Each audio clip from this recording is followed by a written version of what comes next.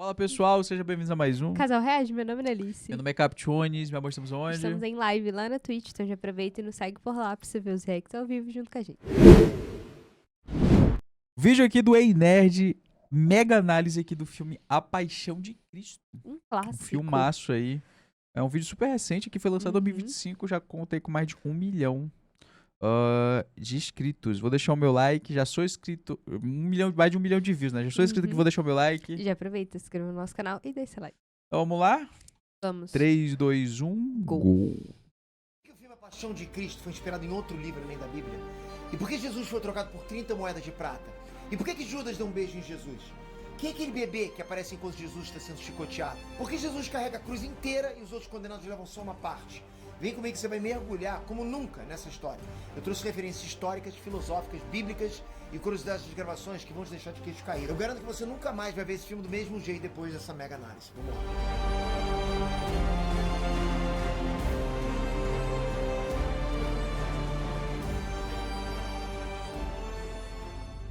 Inês Trunks, Peter aqui.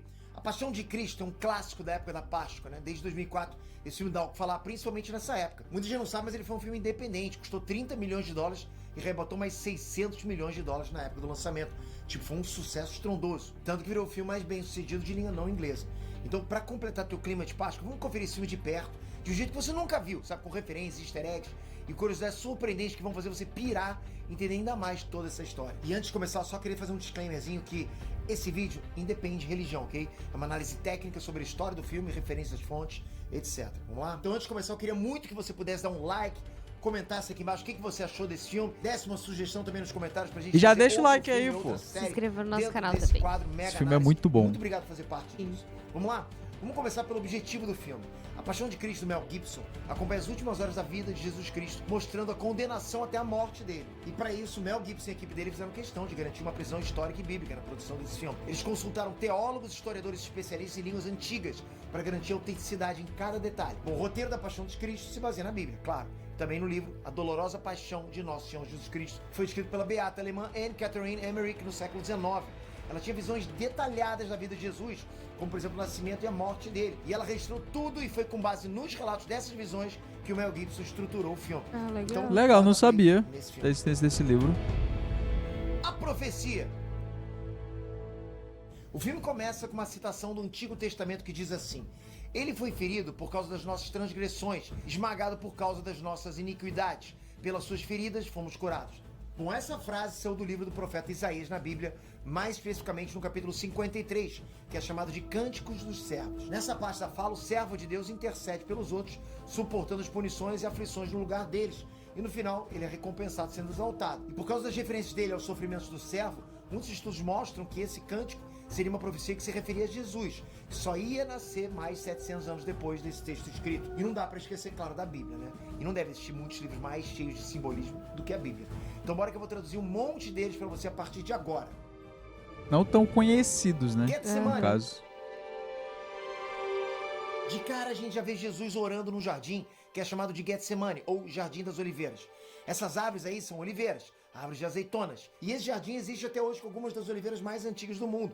Quem vai para Jerusalém hoje em dia, pode ir lá visitar esse jardim que ainda existe e ver as oliveiras milenares. É um lugar que eu tenho vontade de ir Continuando, muito. essa cena Eu acontece também. na noite de quinta-feira, entre as 9 e 10 da noite, logo depois da última ceia. Jesus está lá orando e ele pede para Deus, se puder, afastar o cálice dele, igual é contado no Evangelho de Mateus. O cálice aqui é uma metáfora para o sofrimento que ele vai enfrentar. Beber do cálice seria aceitar o sofrimento. Já afastar o cálice seria poder não passar por tudo aquilo. E como ele sabe que a hora está chegando, ele já estava antecipando uma agonia física gigante. Claro, tinha muito medo da dor física, né? Como qualquer pessoa teria se soubesse o que ia passar. Ele teve ansiedade, assim como qualquer um teria. Mas o fardo espiritual que ele estava prestes a carregar era maior ainda. Isso porque, como explica Paulo em Coríntios 2, Jesus não conhecia o pecado. E de repente, ele teria que carregar o resto de todos os pecados do mundo com ele. Mas nota uma coisa, a oração de Jesus não terminou com um pedido para que o cálice passasse. Ele pede para ser liberado dessa, mas que no fim a vontade de Deus prevalecesse sobre a dele. Que fosse como Deus quisesse, não a dele. Essa frase revela que Jesus foi obediente a Deus até o fim, custe o que custar. Enquanto Jesus rezava, os discípulos Pedro, Tiago e João dormiram debaixo de uma árvore. E Jesus vai até eles e fala para eles vigiarem e orarem, como é explicado no Evangelho de Mateus. Vigiar e orar é uma lição. não é para eles vigiarem para proteger Jesus, né? Até porque ele já tinha decidido ser obediente, então se tivesse perigo, ele não ia fugir, concorda? Isso foi dito então mais no sentido de que eles ficassem, né, atentos ao que Deus ia pedir dali para frente. Mais sensível ao que ele fosse A falar. traição.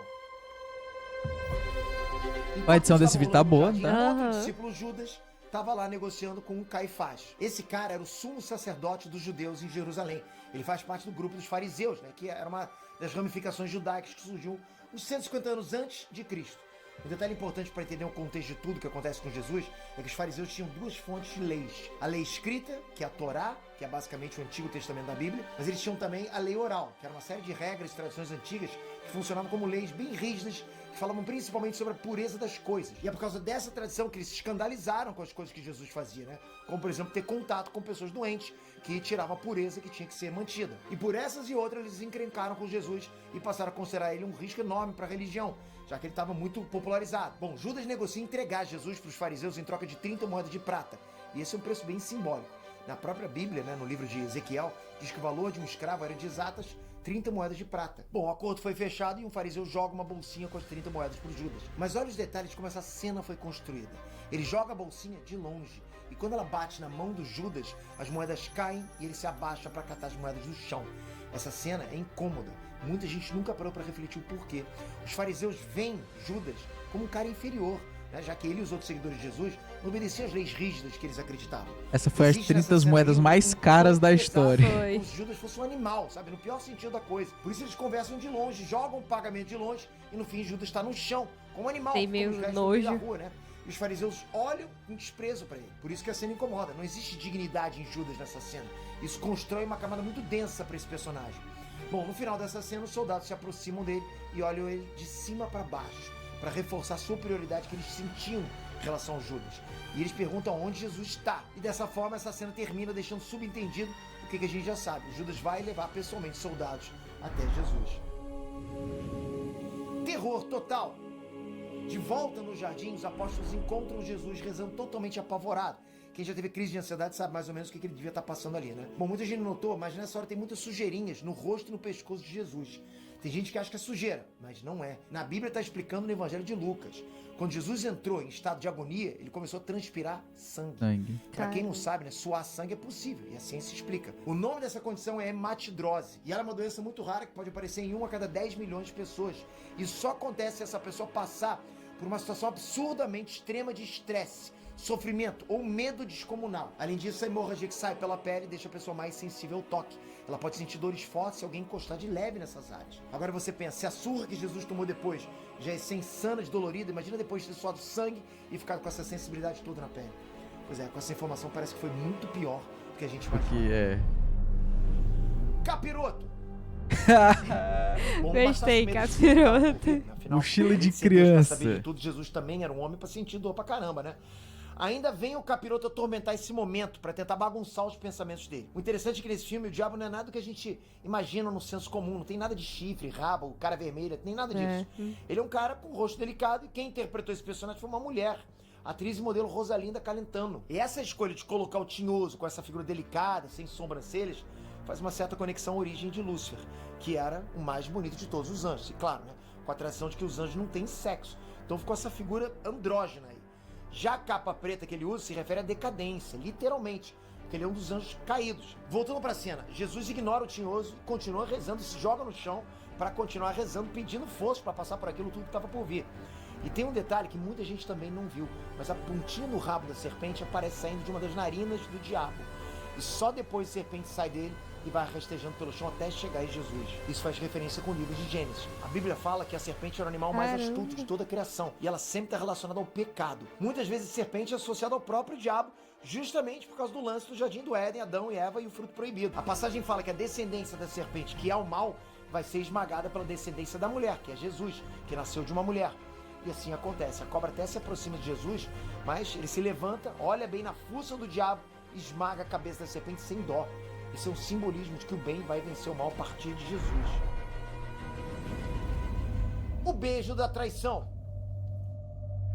A cena continua com os soldados fariseus chegando no jardim, e quem guiou eles foi Judas. Jesus não precisava de explicação nenhuma sobre aquilo, tanto que ele deixou rolar, percebeu? Quando um soldado pergunta quem é Jesus, o próprio Jesus se entrega. Mas para provar que era verdade, o combinado era que Judas ia beijar o Jesus verdadeiro. Isso era para que nenhuma outra pessoa se passasse por Jesus e enganasse soldados. O beijo é extremamente significativo aqui. Nesse tempo, os judeus mais radicais, como os fariseus, eles mal se tocavam, porque podia gerar impureza. Então o ato de beijar o rosto de alguém também provava que os dois tinham uma relação de confiança, que eles eram muito íntimos. Por isso Jesus recebe o beijo com naturalidade, e por isso também que Jesus se decepciona. Talvez mais com o beijo da traição do que com a traição em si, porque isso ele já esperava. Mas o beijo, aí bateu forte, né? A atuação do Jim Caviezel ajuda muito no impacto dessa cena. Porque nesse momento, Jesus não fica pistola, né? Como eu e você ficaríamos. Ele olha pro Judas com um desapontamento, claro. Mas é um desapontamento. Ele fica triste. Quase como se estivesse com pena do traidor. A captura. Começa uma confusão no jardim. Os amigos de Jesus começam a lutar com os soldados porque eles não querem que Jesus seja levado, né? Enquanto isso, Jesus está lá, total resiliente. O interessante é que a descrição no momento em que Jesus é entregue às autoridades é narrado nos 4 evangelhos, para você ver como é que isso foi decisivo. Enquanto os guardas prendem Jesus, Pedro, que era o mais esquentado dos apóstolos, pega uma adaga e corta a orelha de um dos guardas, que é chamado de Malco. Jesus, na mesma hora, repreende Pedro, dizendo que quem vive pela espada vai morrer pela espada. Isso é uma lição para dizer que você recebe o que você dá. Então, se você age com violência, também pode sofrer com ela. Repara como Pedro luta por Jesus, galera. Vai só vendo isso. Enquanto dava essa lição, Jesus milagrosamente cura a orelha do Malco. E claro que o Malco fica perplexo nessa hora. E mais uma vez Jesus age como Jesus, mostrando misericórdia até com quem queria o mal dele. Jesus não fugiu, não argumentou, não reagiu e mesmo assim os guardas prenderam ele com violência. Enquanto os discípulos fogem, os guardas prendem Jesus e espancam ele no caminho. Mas isso era só o começo da violência que iria passar nas próximas horas. Isso teria acontecido por volta da meia-noite de quinta para sexta-feira. Coração de mãe. Nesse momento, Maria estava em casa e acorda de repente muito assustada, como se ela estivesse sentindo que alguma coisa ruim tivesse acontecido com o filho dela.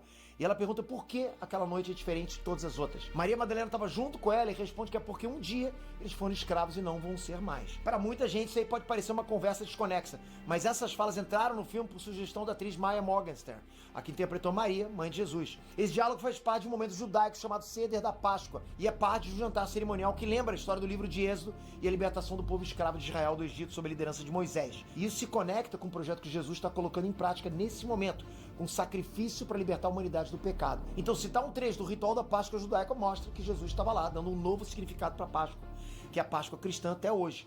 Continuando, João chega de surpresa assustando as 2 Marias e conta para elas que Jesus foi preso. A mão da corte. Os guardas levam Jesus para o Sinédrio, que é tipo a Suprema Corte dos judeus. Lá que aconteciam as assembleias legislativa e judicial de Jerusalém. Esses sacerdotes eles cuidavam tanto da aplicação das leis judaicas quanto de funções políticas, religiosas e educacionais na época. Tinha todo o controle, né? Maria Madalena e alguns discípulos foram lá no pátio do Sinédrio para acompanhar o julgamento no meio da madrugada, que era um lance muito fora do normal. Bom, com esse tumulto, os soldados romanos já ficam de olho prevendo que a confusão poderia escalar.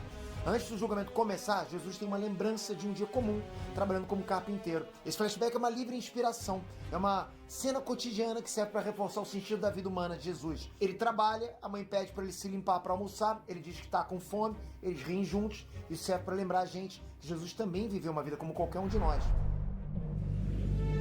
Acusações. O julgamento começa e os fariseus acusam Jesus de ser um agitador e também de blasfêmia. Seria uma grande ironia, né? Porque como é que poderia Deus blasfemar contra ele mesmo, né? Exatamente. Mas na compreensão deles ali, as novidades que Jesus trazia nos ensinamentos dele iam contra as leis antigas da religião. É desse contexto, entre blasfêmia e leis, que vem um debate sobre Abraão entre Jesus e os fariseus no capítulo 8 de João, já que eles não viam Jesus como Messias e nem como Deus. Ainda sobre o filme, Jesus ouve tudo quieto e o sumo sacerdote manda ele se defender. A resposta de Jesus é que ele já ensinou tudo o que tinha que ensinar. E se eles quisessem saber alguma coisa, era só perguntar para quem ouviu ele. Isso demonstra que a essa altura Jesus já tinha cumprido toda a fase de ensinamentos e que também ele não tinha interesse em interferir no que ia acontecer dali para frente. O debate continua, muitos sacerdotes acusando, outros defendendo, gente sendo expulsa, até que ele admite que é o Filho de Deus. Aí a casa cai.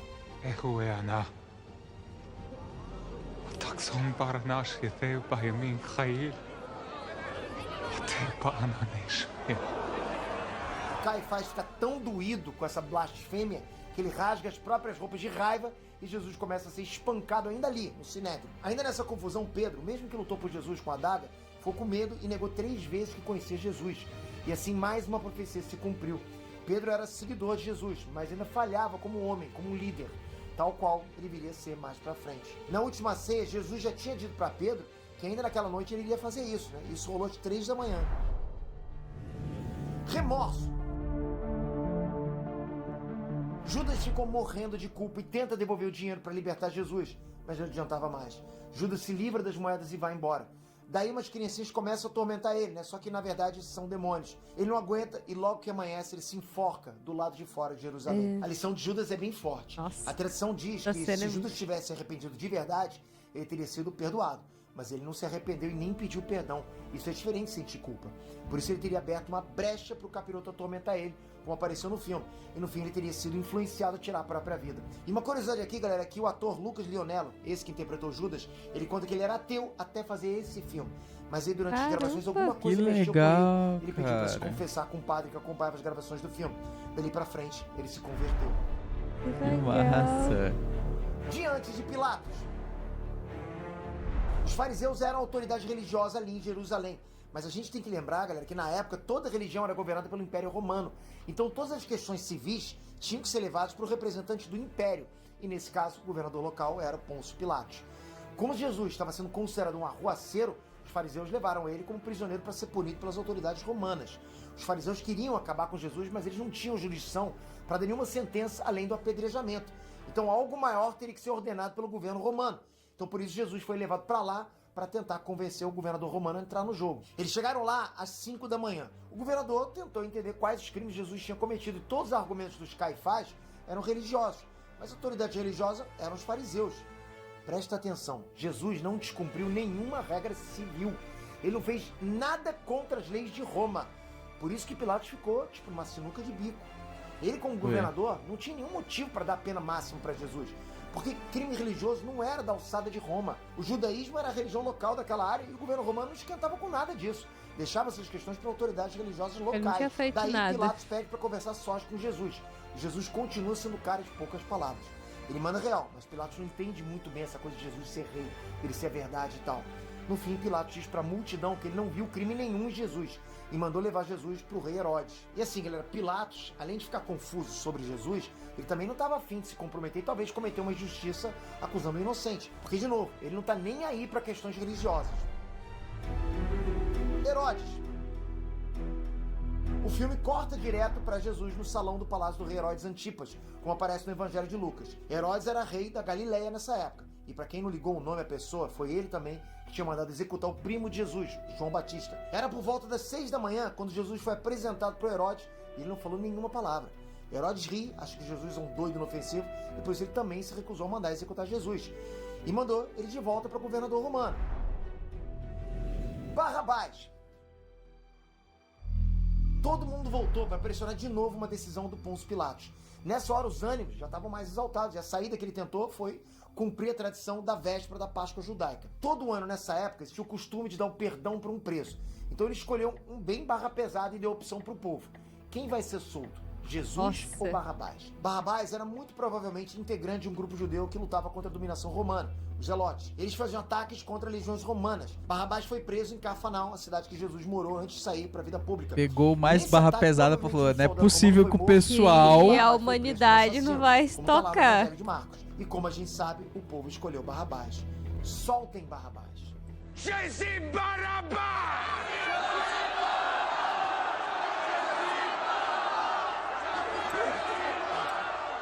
Olha como tudo Inacreditável. simbólico. Presta atenção. Barrabás vem do aramaico Bar-Abás, que significa filho do pai.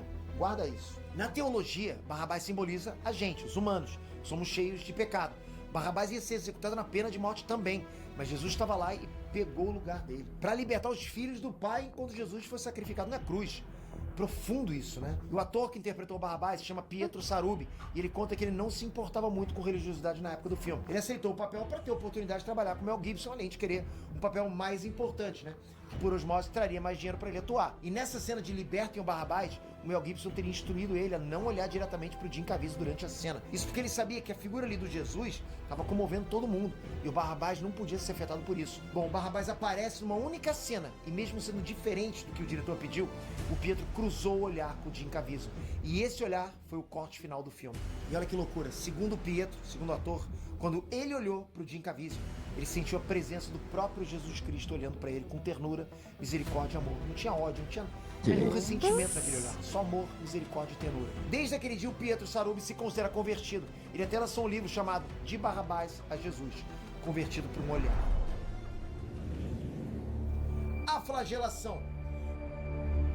O filme já estava bem pesado até aqui, mas de agora para frente, ele vai escalando a violência no nível que muita gente não consegue nem aguentar ver, assistir. É pesado demais. Pilatos tentou todas as riqueza de detalhes que eles mostram no filme. Mas como o povo ainda estava muito inflamado, querendo castigar ele, Pilatos então mandou flagelar. Ou seja, uma sessão de chicotadas bem severa para ver se os fariseus se davam por satisfeitos. A flagelação começa por volta das 9 da manhã. E nesse filme as chicotadas por si só já são muito impactantes. Mas durante a flagelação, Jesus cai e todo mundo acha que ele desistiu. Daí ele se levanta e surpreende todo mundo. E o castigo fica ainda mais severo. Isso é para mostrar a dignidade que Jesus teve que cumprir a sentença. Em momento nenhum, Jesus se desespera do jeito que a gente se desesperaria. E uma curiosidade das filmagens é que o ator Jim Caviezel foi atingido sem querer por algumas chicotadas dessas aí. E tem ferimentos reais nessa cena. Feriu de verdade o ator, que teve que ser hospitalizado. Uma das chicotadas fez uma ferida com 35 centímetros nas costas dele. Nessa cena também fica evidente, pela primeira vez, o físico do Jim. Ele emagreceu quase 15 quilos para interpretar esse papel. Um destaque dessa cena também é Maria, a mãe de Jesus, que assiste boa parte do castigo. E ela também não dá nenhum escândalo. Ela também mantém a dignidade acima de tudo, com muito sofrimento. Lógico, né? Mas esse papel representa toda a força no silêncio dela, sem gritaria, apesar da situação extrema de assistir um filho sendo castigado daquela forma. Durante a sentença, Cláudia, a mulher do Pôncio Pilatos, ela leva uns tecidos brancos e entrega para a mãe de Jesus. É uma cena sem nenhuma palavra. Esses tecidos são tecidos de mortalhas. E Maria aceita a gentileza, mas ela usa depois para enxugar o sangue de Jesus do chão. Você entendeu o porquê que ela faz isso? Não é que ela tinha mania de limpeza, mas porque ela sabe que o sangue do filho dela é sagrado demais para ser pisoteado e descartado de qualquer jeito depois que ele saiu dali. O bebê estranho. Outra figura que chama muita atenção nessa cena é o bebê estranho no colo do capiroto. Esse bebê sorri durante as chicotadas e é muito incômodo ver isso. Essa parte não está em lugar nenhum da Bíblia, né? Ela é uma licença poética que representa uma alegoria do mal. Perturbadora. Que o diabo teve presente durante todo o percurso da Via Sacra e que ele ficou atormentando Jesus de várias formas. Então o fato de ele aparecer como um bebê no colo seria uma forma de provocar Jesus, né? Mostrando que até mesmo o diabo cuida do filho dele, enquanto Deus permite que o único filho dele seja humilhado com tanta brutalidade. Isso seria uma tentativa de quebrar a convicção de Jesus sobre o sacrifício dele. Mas um pouco antes, ainda na hora que Jesus estava lá no pátio do palácio, diante de Pilatos, Jesus olhou para o céu e viu uma pomba voando. E de acordo com a tradição, a pomba é o símbolo do Espírito Santo, como se fosse um sinal claro de que Deus estava ali com ele, que era para ele seguir o plano. E como a gente sabe, ele seguiu. Lava-pés. A cena das chicotadas é interrompida por mais um flashback de Jesus e ele se lembra da noite anterior. Naquela noite, ele deu as últimas lições diretas para os apóstolos e entre elas foi o ensinamento do lava-pés, que a partir daí virou uma tradição milenar que dura até hoje. Nessa noite, ele se rebaixa aos pés dos discípulos para limpar os pés deles. Isso era uma função que os escravos faziam. Alguém muito íntimo, né? Com mães e filhos, maridos e esposas, mas nunca amigos. O simbolismo desse ato é que Jesus se coloca na posição de escravo e lava os pés dos seguidores dele como forma de mostrar que ele estava ali para servir e não para ser servido. E ainda com a missão de limpar as sujeiras dos humanos. Em outras palavras, né, lavar os pecados da humanidade. Além ainda de ser um símbolo da humanidade de Jesus. Personagem apócrifo. O filme chega na metade com Abenadar aparecendo brigando com os torturadores porque eles levaram a punição de Jesus longe demais. Esse cara, o Abenadar, ele apareceu nas visões da Ana Catarina Emmerich e ele teria sido um capitão romano que participou dos eventos da Paixão de Cristo. O nome dele não é citado nos evangelhos canônicos, mas mesmo assim ele é uma figura que aparece com frequência em obras de arte sobre a Paixão de Jesus. O fim do flagelo. Jesus foi arrastado dali e levado para um Nossa outro Senhora. canto da prisão romana em Jerusalém. E depois que ele sai, Maria e Maria Madalena limpam o sangue de Jesus no chão, enquanto a Madalena relembra quando Jesus salvou ela do apedrejamento. Bom, essa parte é uma adaptação. O evangelho que fala dessa mulher, que é em João capítulo 8, não especifica que foi com Maria Madalena. Então no filme essa história foi mesclada com a dela. Sobre a história da mulher adúltera que aparece no evangelho de João, nessa ocasião, a Bíblia conta que Jesus estava ensinando no pátio do templo, escrevendo no chão, quando os mestres da lei foram lá testar Jesus, para ver se ele sabia e cumpria as leis da religião. Então pegaram a mulher no flagra e levaram ela lá e pediram para Jesus condenar a mulher de acordo com a lei. A lei dizia que nessa situação a mulher deveria ser apedrejada até a morte. Só que Jesus não acusou nem defendeu. O que ele fez foi dizer que atirasse a primeira pedra quem não tinha nenhum pecado. E nisso todos os homens que estavam ali desistiram e foram embora sem apedrejar ela. Esse ensinamento demonstra que Jesus não veio para condenar, e sim para salvar. Por isso que no fim da cena ele levanta a mulher do chão, mais uma vez uma simbologia, né? Como se Jesus estivesse devolvendo a dignidade para ela, apesar dela ter pecado. Concluindo com: vá e não peques mais. A sentença final. Os guardas levam Jesus para um celeiro e lá eles insultaram Jesus e vestiram ele como um rei, com uma capa vermelha e uma coroa, só que uma coroa de espinhos. Depois disso ele foi apresentado de novo diante de Pilatos da multidão. Pilatos decidiu flagelar e exibir Jesus ensanguentado, acreditando que a multidão ia se comover. E esse episódio ficou conhecido como Et Homo, que significa eis o homem. Mas ele o povo não se tentou. comoveu. Eu falei, Foi. os fariseus Ele queriam matar tentou. Jesus, mas não podiam executar a pena de morte que eles queriam, né? Por isso eles continuaram a pressionar o governador a aplicar a punição que eles queriam, a cruz. Pilatos ainda tenta que Jesus se defenda, mas Jesus está focado, ele só fala verdades espirituais e não faz nada para escapar da sentença. E não querendo instigar uma revolta, Pilatos Ele lava as mãos. e ordena a crucificação, deixando claro que ele não queria ter responsabilidade nenhuma disso. Quando Jesus vê Pilatos lavando as mãos, ele tem outro flashback da noite anterior, durante a última ceia, né, quando ele lavou as mãos antes de dividir o pão e o vinho com os apóstolos. Via Crucis. A cena começa seguindo o que é descrito no Evangelho de Mateus. Eles tiram o manto de Jesus, colocam de volta as roupas dele e ele foi levado para fora para carregar a cruz até o Calvário para ser crucificado. Bom, a tradição diz que era por volta das 11 horas quando Jesus abraça a cruz, deixando uma lição cheia de simbolismos. Muita gente nunca parou para pensar, mas Jesus sai carregando o próprio altar em que ia sacrificar a própria vida. Jesus já tinha deixado um ensinamento sobre abraçar a própria cruz. No Evangelho de Mateus diz que quem quisesse seguir Jesus teria que pegar a própria cruz e ir junto com ele. Simbolicamente, a cruz são todas as nossas obrigações, os problemas, os desafios da nossa vida. Jesus fala e depois dá o exemplo de nunca fugir dos problemas da vida. É para seguir com coragem, assumir os B.O.s e fazer o que tem que Mais ser feito. pesado Outros que dois for. condenados também carregam pedaços de cruz, mas só a parte horizontal, e muita gente não entendeu isso. Os dois condenados já estavam agendados para execução nesse dia. Então o poste que ia sustentar cada um deles, né, já estava instalado, pronto para ser usado. Jesus foi condenado em cima da hora, então não tinha um poste sobrando lá. Então ele carregou a cruz inteira, né? O poste e a parte horizontal. Até porque pensa como romano agora, né? Por que eu vou carregar esse peso todo se esse condenado tá indo para lá?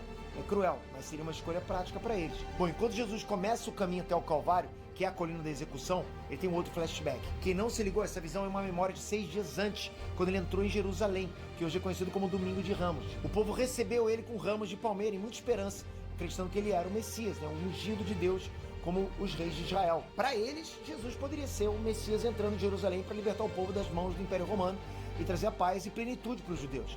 Eles esperavam por esse Messias político, né, que trouxesse uma revolução. Mas, como Jesus mesmo disse, o reino dele não era desse mundo. E em menos de uma semana, ele faria o caminho de volta, sendo humilhado pelo mesmo povo.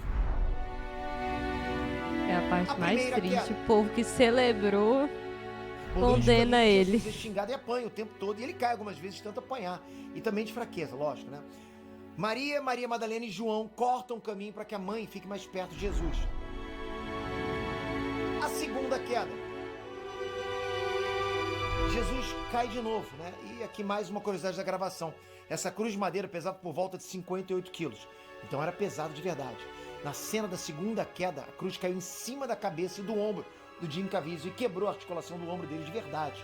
Inclusive a imagem foi mantida no corte final, e é exatamente esse momento que você vê no filme. Maria vê Jesus caindo e tem um flashback da infância de Jesus, enquanto ela vai consolar ele.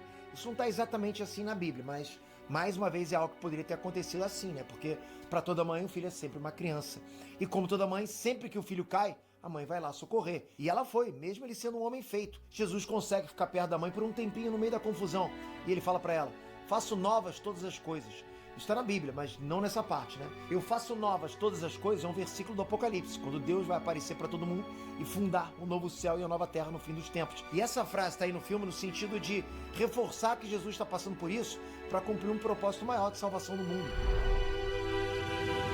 A terceira queda. Bom, nessa hora a gente começa a ter outros personagens no caminho. O primeiro é um homem que é obrigado a ajudar Jesus a carregar a cruz. Ele está na Bíblia também, é chamado de Simão de Cirene. No filme ele diz que vai ajudar a levar a cruz, mas que é para deixar claro que ele não era um condenado. Isso é importante se a gente levar em conta a cultura da época. Porque assim, galera, a morte pela cruz era a pior de todas as punições. Além de ser uma execução terrível, né, socialmente era a maior de todas as vergonhas.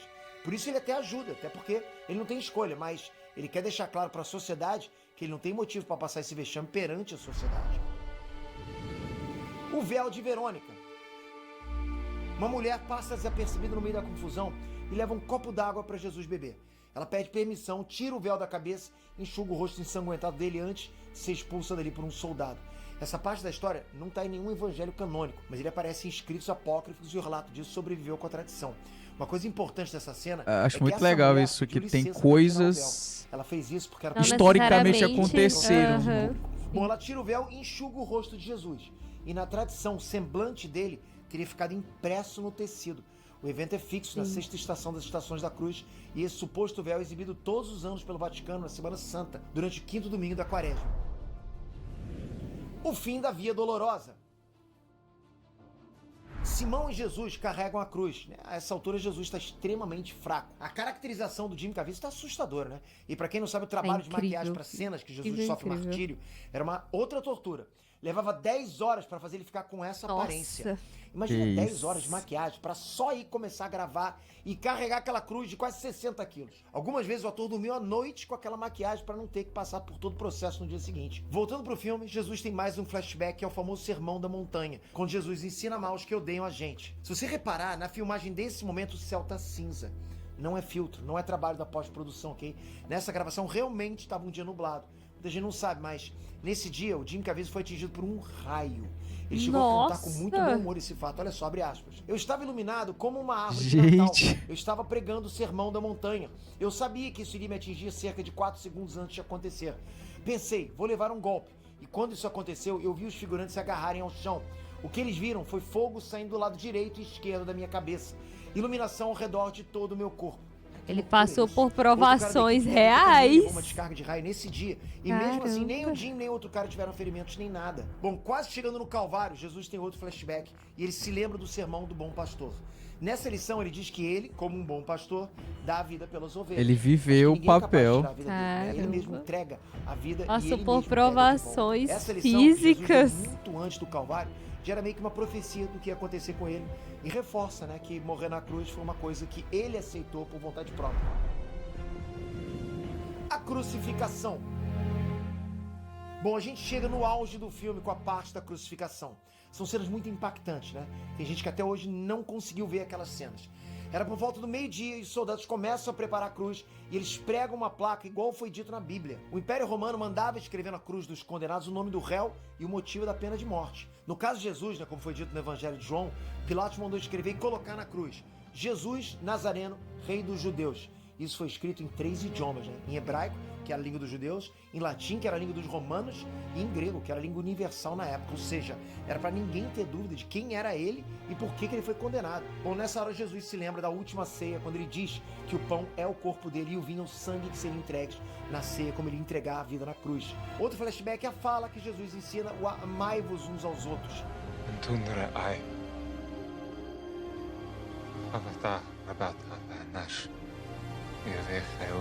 Ele lembra disso enquanto estão pregando as mãos e os pés dele. E logo depois ele reza para Deus perdoar as pessoas. Isso é concretização do ensinamento que ele deu sobre amar. Enquanto tudo isso acontece, Maria, mãe de Jesus, Maria Madalena e João assistem tudo. Maria está sofrendo bastante, né? Dá a impressão que ela está sofrendo mais que todo mundo ali e não é difícil imaginar isso. Uma mãe vendo um filho Certeza. inocente naquela situação, nossa, dói demais, né? Bom, essa parte Ah, concretiza a dói profecia de Simeão sobre imaginável. os sofrimentos de Maria. Na Bíblia, diz que quando Jesus era um bebê, José e Maria foram apresentar ele no templo de Jerusalém, como mandava a lei dos judeus. Lá tinha um homem chamado Simeão, que quando viu Jesus, ele disse para Maria que um dia, por causa desse filho, uma espada de dor ia transpassar a alma dela. Rola também mais um flashback da última ceia, e o filme fez uma conexão muito simbólica entre a ceia e a crucificação, quando Jesus levanta o pão para agradecer. Isso se conecta com o momento que os romanos levantaram o corpo dele pregado na cruz. Jesus é o pão da vida. Levantar o pão como Jesus foi levantado na cruz é feito em muitos rituais ainda hoje, 2000 anos depois, como no rito romano. O bom ladrão. E o filme também fez questão de mostrar o episódio do bom ladrão. Na Igreja Católica ele ficou conhecido como São Dimas e pela Igreja Ortodoxa como Hack. Bom, ele foi um dos ladrões que foram crucificados com Jesus e que lá acabou se arrependendo do que ele fez e reconheceu Jesus como Filho de Deus. E aí por causa disso ele foi perdoado, foi recebido no paraíso, né? Igual aparece no Evangelho de Lucas. E isso ensina que se tiver arrependimento verdadeiro e crer em Jesus, a pessoa pode ser salva. Jesus salvou Dimas durante a crucificação. Vocês percebem o peso disso? Caifás também vai lá provocar Jesus, dizendo que se ele era o Messias, né, era para ele descer da cruz. Mas Jesus não cai na provocação e continua rezando pelo perdão daqueles que estão ali. Os momentos finais. Os executados estavam lá pregados e não tinha nada mais a se fazer a não ser esperar. Maria, João e Madalena puderam chegar perto de Jesus e Maria beijou os pés ensanguentados do filho dela. E como está escrito no Evangelho de João, Jesus disse que tinha sede. Nisso um soldado molhou uma esponja e levantou essa esponja numa lança para Jesus beber. Mas ele prova e não aceita. Na Bíblia diz que ali não era água, e sim vinagre ou fel. Muita gente se comove como se isso fosse uma maldade com Jesus, mas no fundo não era. O vinagre inibe as papilas gustativas e por isso ele alivia a sensação de sede. Além disso, os gregos e os romanos já usavam vinagre ou fel como remédio para inflamações ou feridas, né? E era também um tipo de anestésico para aliviar dores. Por isso Jesus não aceita o vinagre, para não ter nenhuma substância aliviando a dor dele. Logo depois no filme, Jesus carrega Maria e João para que se cuidem. Simbolicamente, Jesus estaria entregando as pessoas para a mãe dele, para ela cuidar de todo mundo, assim como cuidou dele, né? Isso eleva os seres humanos mais uma vez na condição de irmãos em Cristo. Uma outra curiosidade, alguns estudos teológicos, é que Jesus não chama Maria de mãe nessa hora, e sim de mulher. Isso pode se referir à ideia de Jesus ser o novo Adão e Maria ser a nova Eva. Isso mostra como havia um plano que se cumpriu, onde Jesus nasce como um homem enviado por Deus em Maria. E nisso a humanidade teve uma nova chance de se livrar dos pecados que as ações de Adão e Eva trouxeram para o mundo. Por isso Jesus falaria dele mesmo como o filho do homem e se referia a Maria como a mulher, como um simbolismo que conecta o primeiro homem e a primeira mulher. Só que agora agindo para redimir o mundo. Percebe como tudo é conectado? Desde Adão e Eva até a crucificação. Aliás, até antes disso, né? Já que Jesus disse ser o alfa e o ômega, o primeiro e o último, o princípio e o fim. Ou seja, desde o princípio se vê Jesus presente, já que ele é o princípio, assim como também é dito no capítulo 1 de João. Ainda sofrendo na cruz, Jesus, igual aparece no Evangelho de Mateus, Jesus reza perguntando para Deus por que ele foi abandonado. Mas, logicamente, Jesus tinha certeza de que Deus estava com ele, né? Então, o que isso significa? Se prepara para a pedrada. O que a gente vê nos estudos teológicos, nessa hora, todos os pecados da humanidade, de todas as eras, se concentraram em Jesus. E o pecado é a única coisa que afasta Deus das pessoas. Na primeira carta de Pedro, explica que Jesus estava se identificando com cada pecador quando disse que Deus tinha abandonado ele. Daí então vieram as últimas palavras de Jesus. Ele disse, está consumado. Entrega o próprio Espírito nas mãos de Deus. Isso significa que o tempo se cumpriu e a missão aqui na Terra foi completada. Eram 3 da tarde quando Jesus morreu. A partir daí, não aparece no filme, mas é dito também que assim como ele morre, Jesus desce à mansão dos mortos para resgatar aqueles que foram pecadores. Desde Adão até o último pecador que morreu até aquela hora. Enquanto isso, lá em Jerusalém, o tempo fechou e a terra tremeu. Todo mundo ficou em pânico, mas tinha outros complicadores aí. Jesus morreu muito rápido, né? E o normal era os que eram crucificados demorassem dias para morrer. Além disso, logo ia começar o Shabá. Para os judeus, do pôr do sol da sexta até o pôr do sol do sábado, é sagrado e nada pode ser feito. Por esses motivos, mais a tempestade que estava formando e o terremoto que começou, os soldados mandaram acelerar a morte dos outros prisioneiros, quebrando os joelhos deles. Isso ia causar um estresse ainda maior no ritmo cardíaco e esmagar os pulmões, já que eles iam perder a sustentação. Bom, o terremoto também danificou o segundo templo de Jerusalém e isso foi visto como um sinal de Deus sobre o sacrifício de Jesus. Nessa hora também, um guarda romano chamado Cássius recebeu ordens de enfiar uma lança em Jesus para ter certeza de que ele estava morto. E essa ferida desceu de sangue e água, igual está escrito no Evangelho de João. Lembrando, João estava ali, vendo tudo. A água na Bíblia aparece várias vezes com sentido de purificação e o sangue com sentido de vida. O sangue ali simboliza o sangue de um cordeiro morto. Em Hebreus está escrito que sem derramamento de sangue não tem remissão dos pecados. Já a água sempre aparece como purificação e batismo. Então, assim, esses dois elementos saindo separados de uma única ferida do corpo de Jesus é muito simbólico, né? É por isso que nesse momento o capiroto grita desesperado, porque com o sacrifício de Cristo a humanidade foi salva.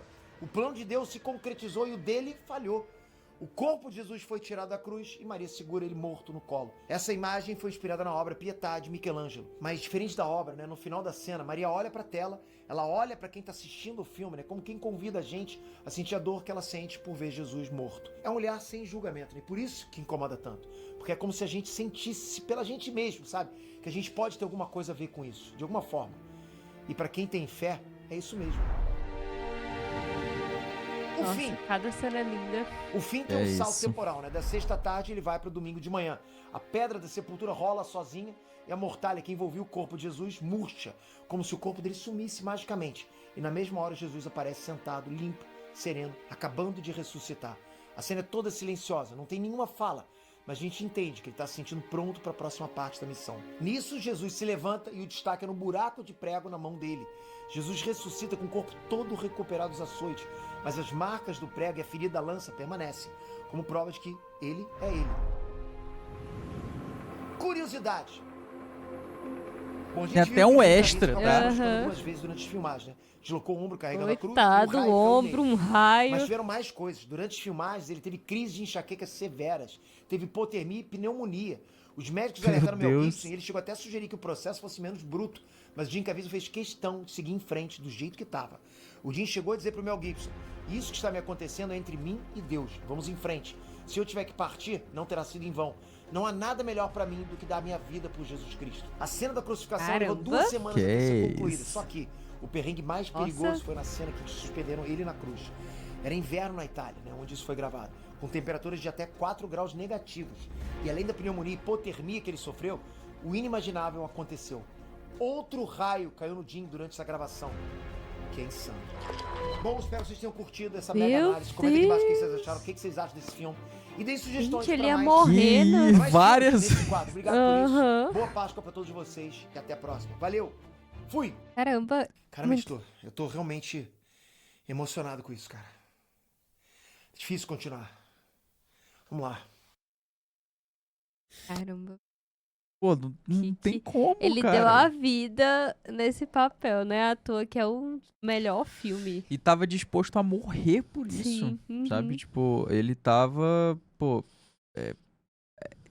não era por dinheiro, sabe? Sim, Tipo, não era obviamente por tinha destaque. envolvido, era o trabalho dele, só que era Ele- mais do que isso, né? Porque se fosse qualquer outro tipo de filme, tinha parado, tinha feito diferente, tinha... Sim, teria sido menos real, menos... Pessoal, foi muito Isso. pessoal, sabe? Tipo, ele sabia que ia tomar o raio, ele tomou, ele sabia que poderia ter algum problema de saúde, mas ele falou, não, mesmo se eu for morrer com Jesus, Vale a pena. vai valer a pena. E é mais legal porque teve pessoas que nesse processo que eram ateus... Se converteram.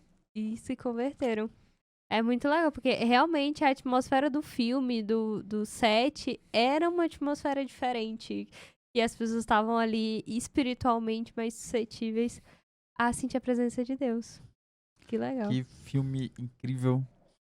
Eu já falei num vídeo que a gente viu recente sobre, pô, tenho lembranças de toda Páscoa esse filme reprisar na Record e eu ver Uhum, todas sim. as vezes. Também. E parabéns aí o vídeo do Peter que ficou incrível. Incrível. Verdade, tanta edição, Uhum. roteiro, a forma como ele falou, A as riqueza de curiosidades que detalhe. ele trouxe, detalhes que a gente, mesmo já tendo visto o filme várias vezes, não peguei. Sim. Sabe? Uhum. Comenta o que vocês acharam, deixa aqui indicações de outros vídeos. Assista o nosso próximo vídeo e E até o próximo. Até a próxima, Tchau, tchau. tchau.